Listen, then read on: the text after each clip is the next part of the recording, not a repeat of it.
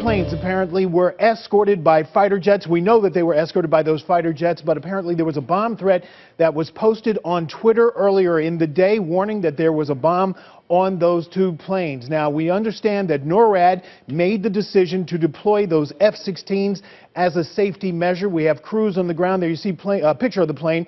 One of those jets was headed from Portland to Atlanta. That was Delta Flight 1156 out of Portland, Oregon. And we had another flight with Southwest. That flight, 2492, that was out of Milwaukee. Now, we understand that the jets escorted them in without incident. One of those planes at this hour has been cleared. That is the Delta flight that was from Portland, Oregon. We understand that that flight has now been cleared. Bomb crews were on the tarmac, we understand, from our crews posted on the scene. They checked the planes, they checked the passengers, apparently subjecting both of them to bomb sniffing dogs as well as other search methods to make sure that everybody was safe and that there was, in fact, no explosive on any of the passengers or on that jet.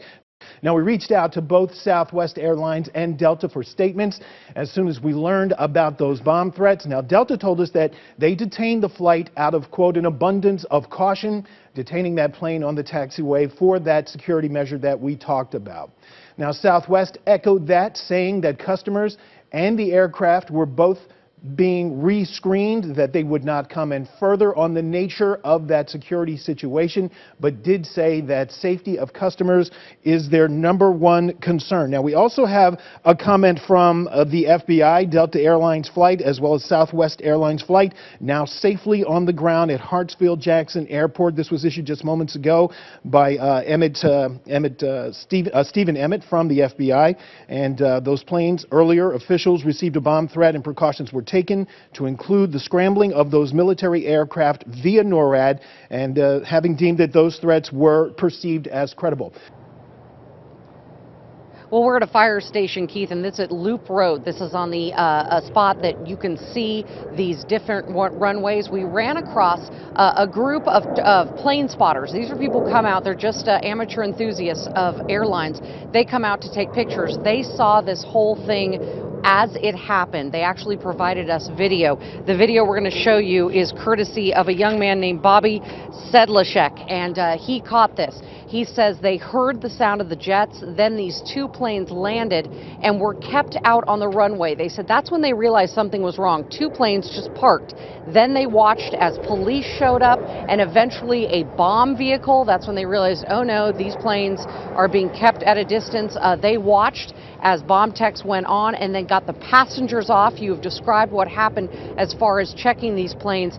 Here's a little more from them, two witnesses who watched this happen. I see fire trucks of all sort, bomb squads, police officers all racing down, and I see them holding over at this one spot. So I'm thinking that maybe there might be a bomb on board. This is something that came in via Twitter, two credible bomb threats, and having it happen in your hometown, this is not normal to go ahead and have fighter jets go ahead and land two aircraft with bomb threats at your airport. We just watched some more SUVs with police lights running. We can tell you that that second plane, the Southwest plane, was the second to be inspected, and passengers were on that flight for a much longer time. We watched these passengers land here at the fire station, or I'm sorry, not land, being taken here by a big bus, almost like a van with big wheels. They were brought here to the fire station.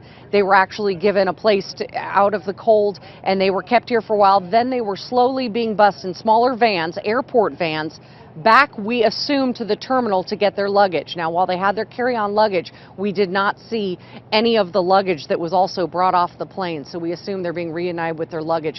I'm going to guess that the second flight has now been cleared because you're seeing a lot of the personnel that would have been used on both of these flights now headed back here a ways away from the plane. There you have something that carries baggage off the planes. You've also got that ramp. That was what they used to actually get people off of these planes. A very calm disembarking for the passengers. And again, they seemed pretty calm as they were being taken from here at the fire station back toward the main terminal. You can only guess, though, what they were tweeting and emailing to their friends as they were on that flight.